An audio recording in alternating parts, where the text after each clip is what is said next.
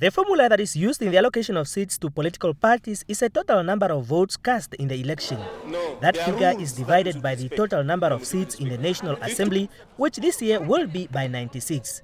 The outcome that you get will then be used as a quota, which means for a party to earn a seat in the National Assembly would then need to have votes equivalent to a quota or more. Let me give you just a rough example. Suppose you have 4 parties contesting the National Assembly elections, and one party obtains, or one party receives half these votes, half the total votes that are cast in a particular election.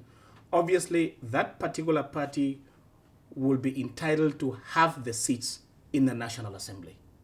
But then you just have to do the math to be able to determine your quota, and then to be able to proportionally allocate the seats to the different parties. As Muyoro explained, there is no standard requirement for a seat. It changes every year depending on the voters' turnout, which will determine the quota. However, when political parties are allocated seats, there would be a scenario where there will be some number of votes that will not necessarily enable them to earn a seat. And this is how surplus votes come about and are beneficial to smaller parties. What would happen is that we would then look at these surplus votes.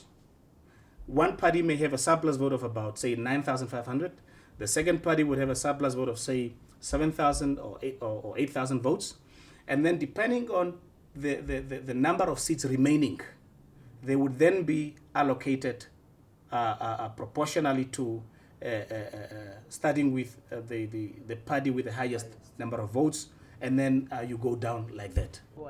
It is also possible that during the initial allocation of seats, some parties would not meet a quota, but a number of votes obtained in the election could earn them a seat in the National Assembly. The process starts right after the results from all the constituencies have been gathered, and the ECN will have a dedicated team assisted by professional auditors who will assist in the process of authentication and do the final allocation of seats to the contesting political parties. Donathan Shidudu, NBC News, Windhoek.